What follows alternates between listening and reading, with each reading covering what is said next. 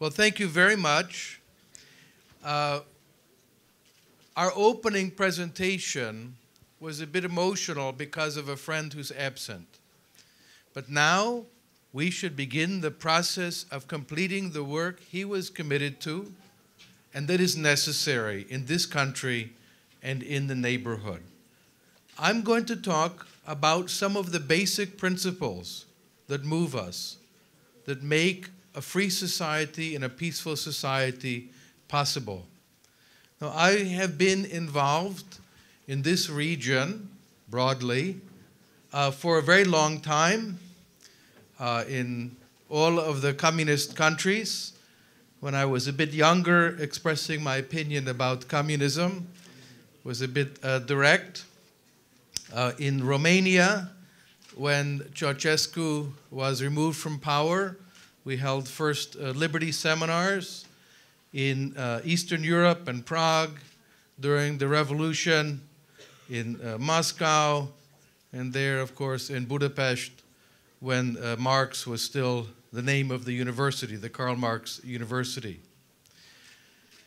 Now, in promoting libertarianism, oops, let me get through this again, sorry. I like to begin by talking about how people actually live their lives.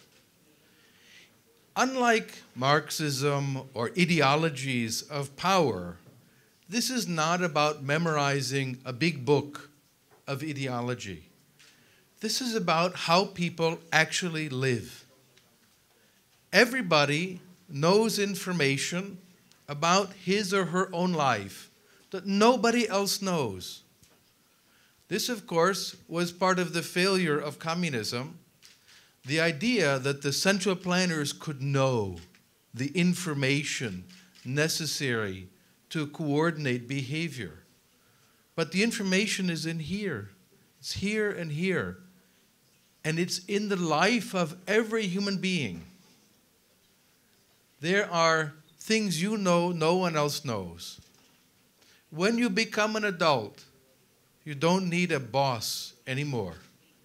Children need their parents to help them make decisions. But you become an adult, you are able to make your own decisions about your own life. You are at least as informed, at least, about your life as any government minister or any bureaucrat or any politician. You know things they cannot know. And there's an interesting question about democratic governance and sovereignty of the people.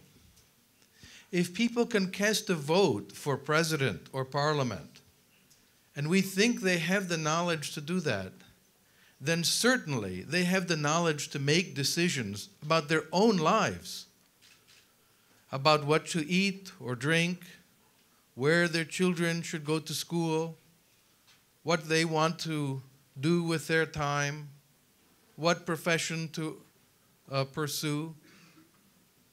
If we believe in democracy, surely we should believe in the control of the person over his or her own life, because we're much more informed about that than we are about these bigger questions of economic policy.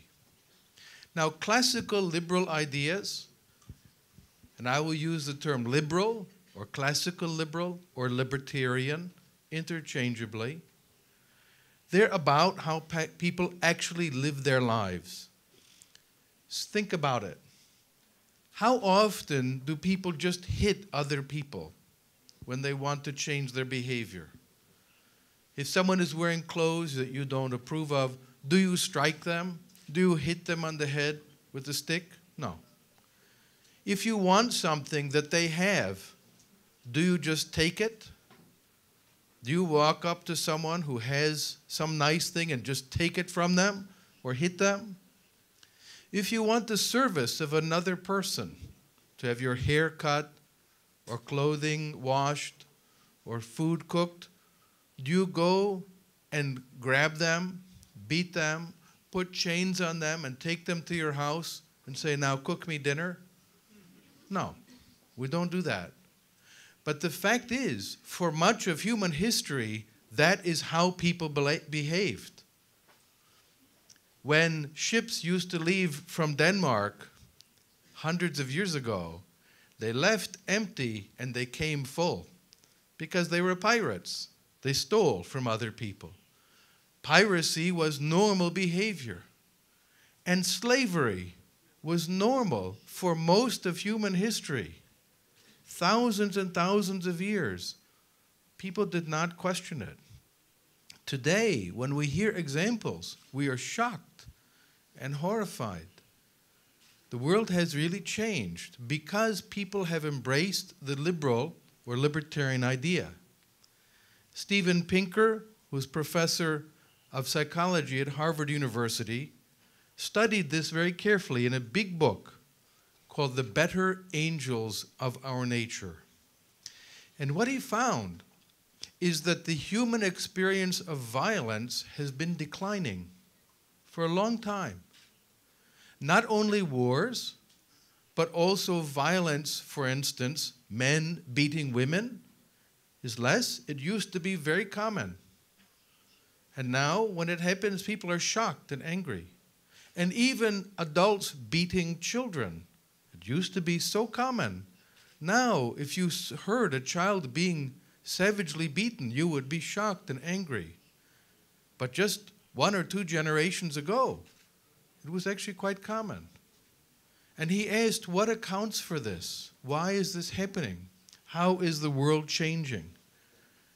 And one of the answers is the liberal idea is becoming part of human culture. And people are embracing it in their behavior, to respect other people, to behave in decent ways with others. That's the fundamental idea of liberalism or libertarianism, to respect other people and to expect them to respect you. But there's a question, a puzzle. And this bothered me for a long time. Most people in their daily lives live according to principles of liberalism. The vast majority of humans do this. But why do they not embrace it with their minds as a philosophy? And I think there are 2 reasons for this. The first is that people believe in magic. Many people believe the state is supernatural. They believe that we live in the world of Harry Potter and there's a ministry of magic. But they call it the Ministry of Economics. And it can do magical things. That the state and politicians have powers no other human being has. They can do magical things. But the fact is, the world of Harry Potter is a fiction. It's a very amusing fiction. It's not the real world. In the real world, politicians are just like you and me. There's no magic. Sometimes you hear politicians say silly things. Actually, you always hear that. In America, politicians, Democrat or Republican, will say the following: I have been so busy running the country. But think about that. You would be very busy running the country. You have to make sure the airplanes take off and land. You have to make sure all the bus schedules are organized. You have to milk the cows in the morning, wake up the children, give them breakfast. No wonder the president has to take such vacations to go golfing. But the fact is, the president does not run the country. The country runs itself. The French have a nice expression for this. Le monde va de lui-même. The world runs itself. We don't need emperors or tsars or presidents or rulers or commissars to run society. What I'll talk about in a moment, we need good rules. Simple rules everyone can understand and embrace in their lives. So there's a lot of work to do. The first, demystify the state. The state is not magical. It's made up of just people. They're just like you and me. They're no better, and sometimes they are no worse than the average person. So politicians and bureaucrats are just people. They have the same limitations all of us have. When you get into office, you don't get the golden halo over your head. Not at all. That's the first point. Politicians and all the members of government are just people. If I do not have the right to tell other people how to worship God, why should the president or the king have this right? If I do not have the right or the power to tell you how to live your life, why should somebody else have that power? It is a usurpation of rights that are in every human life to run your own life, to make your own decisions about yourself. But now the second challenge is a bit more difficult. To demonstrate to people that simple rules can create a complex order. This is hard for most of us to understand. When we see order, we look for the one who made the order. All the chairs here are neatly arranged in lines. Someone put them there. Someone made them orderly. They did not just grow here. There were not some chair seeds that grew. Someone made the order. Someone organized this conference. There's a reason we are here. It was not by accident that suddenly hundreds of people who love liberty accidentally were in the same room. It was organized. We think when there is order, there must be an organizer. But most of the order in our lives is not like that. It grows spontaneously. Think about the order of traffic. You have millions of people driving, each one going to a different place. Doctor appointment, pick up children at school, go to visit boyfriend or girlfriend, buy something. All of them have different purposes. There's no ministry of organization of traffic. There's simple rules. How stop lines work. You all drive on the right side of the road, but if you go to England, don't do that. Drive on the left side of the road. That's the rule. It works. Everybody understands it. And when you have the simple rules, people can go to the appointment with the doctor, to pick up the children at school, to buy food for the table. All their purposes can be realized. So complex order does not require dictatorship, and it does not require complex rules. Simple rules will do the job. Now, the key idea here is what we call the presumption of liberty. That's very, very important. It's not the case that you require permission to live your life. You don't. You don't need my permission to live. You don't need President Poroshenko's permission to live. You don't need President Putin's permission to live. You have the right to live and to make your own decisions about your life. The socialist mentality is the opposite. Everything is forbidden unless you're given permission. So if you want to bake a cake for your daughter for her birthday, you have to go to the Ministry of Baking. Get the permission. They say, oh, a cake. What kind of cake? Birthday cake. Well, that's down the hall. Boy or girl? Oh, it's for your daughter. Around the corner. And then you get it with the famous red stamp on the permission. But the liberal perspective is bake the cake. Go buy the cake ingredients and bake the cake and make it beautiful. Unless there is a reason to stop you. And there might be. You might be creating a fire when you cook it that burns down my house. Well, then maybe we should stop you. But the burden is on the one who would reduce your liberty. You are not required to justify your freedom. You have the right to freedom unless your action is harmful to someone else. And then you might be restricted by others. But the burden of proof is on the one who would restrict, not the one who would exercise liberty. Now, there are three reinforcing elements of this liberal or libertarian idea. The first is very important, individual rights. Every human being is equal before the law. Every human being has rights. There is no one in the world who is put here to be my slave. Nobody. Everybody is precious and unique. Our friend Cato believed this very strongly.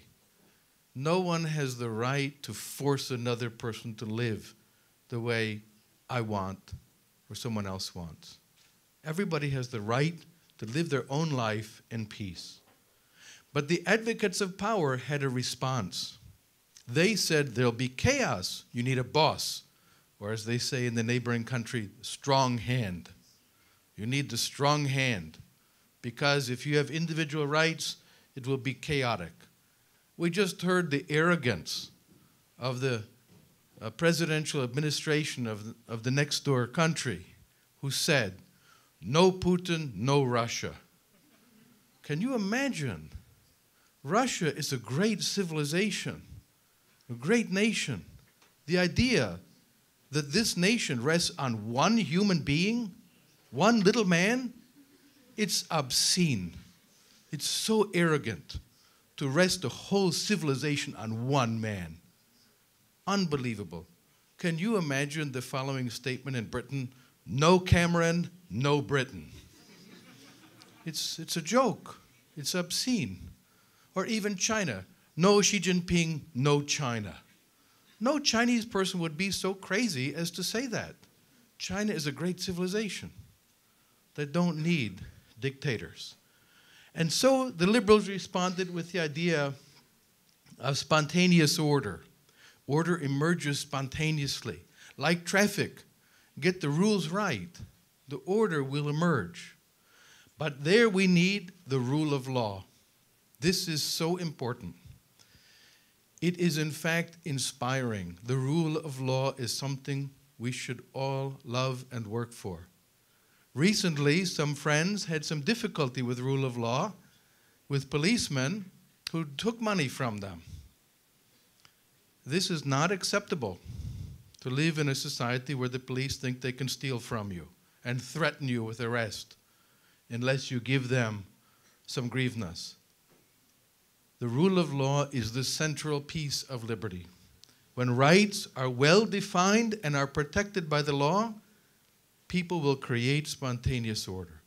These three elements reinforce each other like the legs of a chair. Each one gives strength to the other. But here's the key. The role of law, the importance of law is limited. Law does not directly create the order. It creates the framework for order. And people create the order themselves. You don't need the president to tell you how to organize society. You need government to create rules and let the order emerge in ways no one could predict. A free society is an exciting society. In some ways, it is not predictable. People will invent new things, new products, new ideas, new kinds of music that no one predicted, but only if there is stable rule of law. And the law should be predictable and understandable. Now, if you want to think about the key to free society, it is voluntary cooperation. When people know what their rights are, and those rights are respected, they can cooperate for mutual advantage. But not just dogs and cats. Ukrainians and Russians, French and Germans, Chinese and Japanese can work together voluntarily to achieve their mutual ends when there is justice, when the rules are understood. I know what is yours and what is mine. Now we can work together and be friends. And the philosophy of liberalism is a philosophy of peace. It's a philosophy of friendship. It's a philosophy of voluntary cooperation. It's not just a European idea. The great Chinese philosopher Lao Tzu identified the idea of Wu Wei. In Chinese philosophy, Wu Wei is sometimes translated badly as inactivity or being passive. It's not right. My Chinese scholar friends insist it means something different. It means active inactivity. That sounds very strange. What it means is the government should set the rules actively and enforce them, and then step back. Let the order emerge. Many hundreds of years before Adam Smith, Lao Tzu said it very clearly. So long as I act only by inactivity, the people will of themselves become prosperous. Remember that phrase in French, le monde va de lui-même. The world runs itself. If the rules are clear, understandable, and there is the rule of law. Now, incentives and institutions matter. Social science has shown this, but let's look at a very simple example. We can look at this. Everyone recognizes it's the Korean Peninsula, photographed at night. And we see something interesting. All the Korean people, but there's only light in one half of it. So what is it that makes a country prosperous? Is it culture? Well, they all have Korean culture and language. No light and light. Is it history? Some people say if you're a victim of historical colonization, you can never become rich. All of them were subject to the Japanese Empire, which was very, very brutal. The Japanese Empire was extremely harsh and genocidal, like the Third Reich that oppressed Europe. They raped and murdered Korean people. Korean language was forbidden to be spoken. Korean women were systematically raped by Japanese army. And yet, South and North, what accounts for it? This is a puzzle to our Marxist friends. They look at this and say, oh my gosh, maybe it's the magnetic force of the earth. They want some theory. Well, we know the answer. It's called socialism and market. And it's a pretty clear example of the choices that people face in an extreme form. Institutions matter because they create incentives for people to cooperate or to fight. What we want are the incentives for voluntary cooperation that are created by property, rule of law. Now, what makes liberals unique is they focus on principles, institutions, and processes. The socialists, the nationalists, and others believe in magic, wishful thinking, and magical fantasy. They think you can choose the outcome directly, but you can't. The world is not like that. There's no magic where you can wave the magic wand, the magic stick of Harry Potter, whew, and make something happen. The world does not work that way. What we can do is choose institutions, rules, processes that will generate the outcomes that we want. That's why economic reform is so important in Ukraine, to choose the right institutions. You cannot go and magically create a free society by magic. You cannot magically create a rich and prosperous society.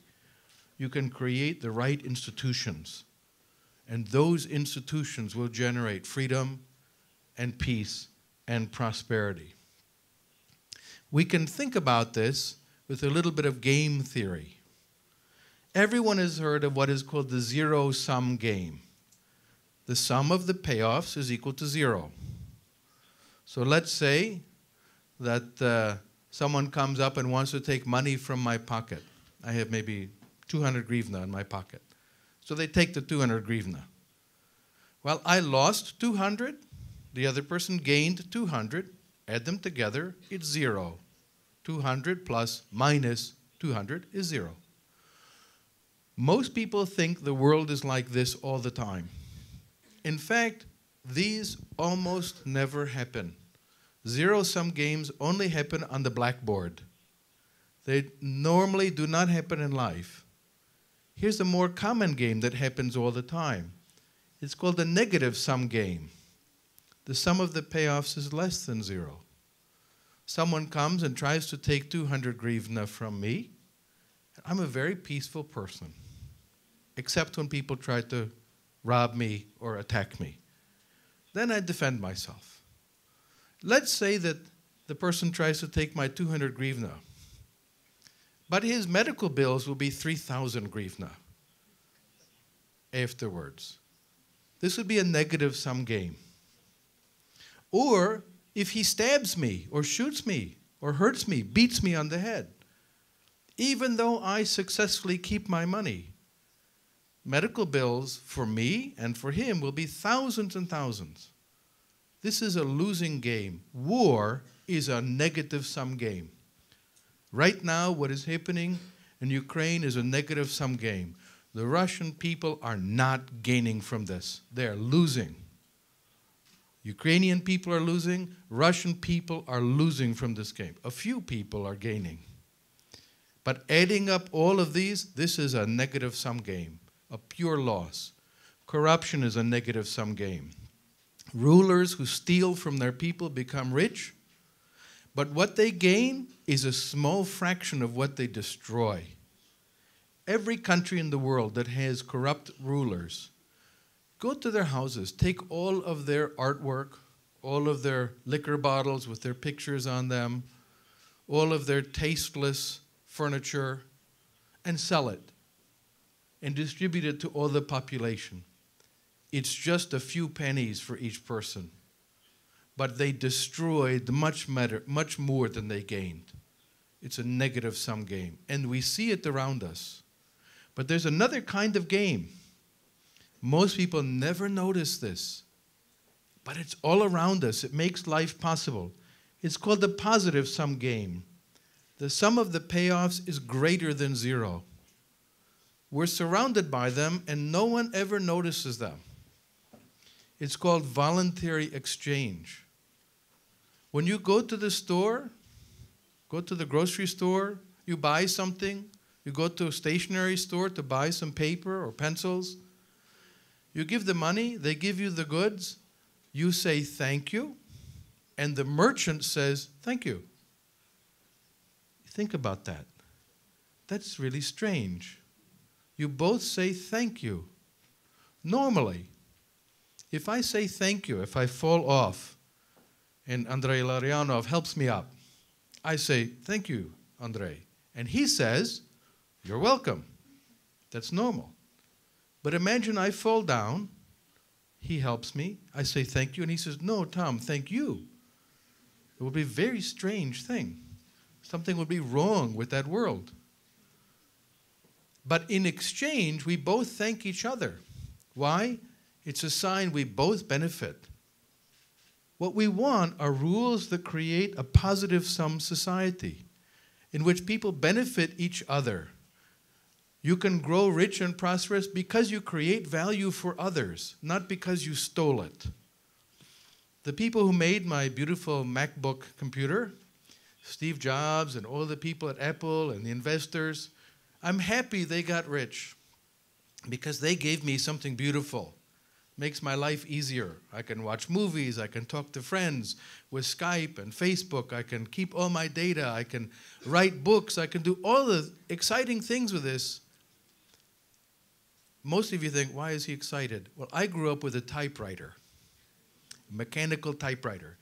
And I have to tell you, I could never watch movies on it. And if I talked to my typewriter, people would call the psychiatrist. But I talk to my computer all the time. I'm happy Steve Jobs got rich because he made my life better. I'm not happy President Yanukovych got rich. He didn't create value, he just stole it from people. And now everyone has seen it, how he lived. But not by creating value, just by stealing. So that's the difference between positive sum and negative sum arrangements. Now, I'm going to talk tomorrow about some economic policy questions, but I want to talk about one of the most important benefits of liberty, that our economist friends, they know it, but they don't talk about it. It's not just increasing economic growth or changing investment patterns. The most important benefit of liberty is dignity. It's the ability to be a free human being. This man, Frederick Douglass, was one of the great libertarians of the 19th century. He was born a slave in Talbot County, Maryland. He freed himself, he freed his wife, and then he freed millions of people. And he didn't do it because it would change economic growth rates. It did. He did it because it meant dignity, the dignity of being a free human being, equal before the law to everybody, in a society of equal rights. Now this area has also known its forms of slavery as well. When Frederick Douglass was alive, there was still serfdom in the Russian Empire, and then later the slavery of the Gulag and forced labor on the White Sea Canal that was experienced in the Soviet Union. But that's the past, and one can survive that and enjoy a society of dignity. This idea was articulated many thousands of years ago by a great thinker, Marcus Tullius Cicero, who put it very neatly. And this quotation was quoted over and over and over by advocates of freedom for thousands of years. We are all constrained by one and the same law of nature. We all have the same nature as human beings. And if that is true, then we are certainly forbidden by the law of nature from acting violently against another person. All of us have the same human nature. Why should someone act with violence against another person? We are equal in rights. None of us are gods to rule above others. So what is unique about liberalism? Unlike chauvinistic nationalism or communism or National Socialism, Nazism, fascism, liberals believe in a very simple principle. Every human being is entitled to freedom. To be a liberal or libertarian is to love the freedom of other people. This is something you noticed about Kache Bendukidze. He loved the freedom of everybody. He never wanted to be anyone's tyrant, anyone's ruler. This man, Joaquim Nabuco from Brazil, dedicated his whole life to eliminating slavery in Brazil. Brazil was the last country in the Western Hemisphere to eliminate slavery. And in his book on abolitionism, he put it very beautifully. You should educate your children and educate yourselves in the love for the freedom of others. Only in this way will your own freedom not be a gratuitous gift from fate. You'll be aware of its worth and will have the courage to defend it. To be a friend of liberty is to be motivated by the love of freedom for yourself and for other people, not by hatred of other nations or other religions, but love for their freedom as well. Sometimes people in the current conflict have expressed hateful thoughts against the neighboring country. This is a great mistake. We have many Russians here also, and they love freedom. They want freedom for their own country, freedom for Ukraine, freedom for everyone. There's no reason for anyone to hate members of another nation. We know the other side promotes hatred. But we should promote love for freedom for everybody. This is what makes us different from them. You know this sign, very famous flag from the American Revolution. It says, "Don't step on me, don't tread on me." If you step on the snake, he'll bite you. It's a very clear warning. But Students for Liberty, which I'm very supportive of. I'm not a member of Students for Liberty. I'm a little old for that. But every month I give them money. I'm a very active financial supporter of this institution. It's very important to me that I am proud to earn money and I share what I earn with Students for Liberty. They put this so much better. Don't tread on anyone. not just on me, don't step on other people. That is the real message of liberalism. Respect other people. Don't step on anybody. Now, there's a big difference, though, between our view and the collectivist view, the socialist view, the nationalistic view. Frederick Bastiat put it very nicely. In his speech at the end of his life, 1849, he gave a speech to the youth of France. He said that the socialists have a sentimental love of humanity on their lips, but it's really hatred down below that moves them. Because they have a dream of the society everyone will be forced to live in, and they use violence and force. It's part of the socialist mentality. As he noted, the collectivists see antagonism everywhere. When they look out, they see antagonism and violence. Native-born and foreigner, producer-consumer, and so on. But he said, we liberals have a different perspective. We know that there is conflict in the world. We want institutions to reduce conflict, to help people to live together peacefully. In contrast, the Counter Enlightenment, the other side, if you will, they believe in violence. They believe in coercion. Steven Pinker from Harvard, whom I mentioned, he says the Counter Enlightenment rejected the assumption that violence was a problem to be solved. Struggle and bloodshed are inherent in the natural order and cannot be eliminated without draining life of its vitality and subverting the destiny of mankind. That's the other side. The other people believe in violence and conflict, and liberals do not. We want to reduce it and promote freedom and voluntary cooperation and mutual life together. Now, you might think, who would really support a philosophy of war? Who could do that? You would be wrong if you think there is no one. Very quickly, I want to introduce you to an important thinker. He's very influential in the Kremlin right now. His name is Carl Schmitt. He was a famous lawyer in Germany. Here he is with his friend Ernst Jünger. Some of you can see he was a Nazi. And he believed in violence. He believed in subjugation, power of one nation over another. He's extremely influential today, and he is being read. His book, The Concept of the Political, said what makes politics is the conflict between friend and enemy. And here's his philosophy. You cannot have friends unless you have enemies. The unity of the nation is created only by hatred for him. Hatred of the other nation, of the other people. That was the philosophy that drove so much violence. Unfortunately, it is very much alive today.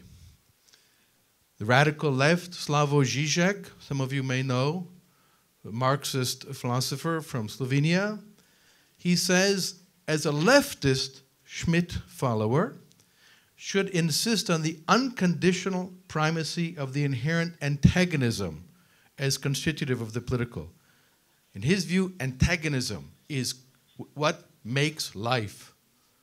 Violent opposition between black and white, rich and poor, Ukrainian and Russian, male and female. All of these, in his view, are forms of antagonism and hatred. And he loves it. This is what makes politics for him and for the collectivists. Now, at the moment, all eyes in the world are turned on Ukraine and what has been happening here. The invasions, occupation, the greatness of this man. This is a recent art exhibit in Moscow. The violence, killing, horror, Donetsk airport. We know what's happening. Hatred is one of the things that fuels this. Carl Schmitt has a very enthusiastic follower in Russia. This man, Alexander Dugin. And what did he call for? Genocide. genocide against a race of bastards. This is the philosophy that you are now facing, that is motivating pure, unadulterated hatred that is being directed against people who believe in liberty and against all the people of Ukraine. So remember, this man who is very actively organizing so-called volunteers and soldiers for invasion of this country. In place of hatred, we offer something else: peace and love and liberty. No one should hate another person because of their language or their race or their religion. We should instead stand together in peace and voluntary cooperation. That's our message. Ayn Rand, who grew up in St. Petersburg, moved to New York. She escaped from the Soviet Union. She distinguished the trader and the warrior. And she said, philosophers have held up the warrior as the ideal. And they look down on the businessman, the trader, the merchant. But who creates value? Which one should we admire? The one who creates value through voluntary cooperation, or the one who kills, the one who murders, the one who exercises violence against other people? She said we should stand up for the people who create value and freedom and voluntary cooperation. So what should we do? Is Europe going to be plunged into war? Will young women and men be enslaved for the greatness of a nation? Or can we hope that Ukrainians, Russians, Europeans will stand up for peace and freedom, replace cronyism with the rule of law in this country, create a free and prosperous Ukraine instead of organized violence and the pursuit of national glory? And my question is, who's going to stand up for peace and liberty? I think I know the answer. It's you. You are the people who are going to make this happen. If you stand up for free society, for rule of law, and reject hatred, reject narrow nationalism and hatred of other people, and say we want to live together voluntarily and freely with our neighbors in freedom and prosperity and peace. If anyone can do it, I know it's you. You are the ones who will make it happen. That's why I'm so proud to be a supporter of this movement of Students for Liberty. Thank you very much.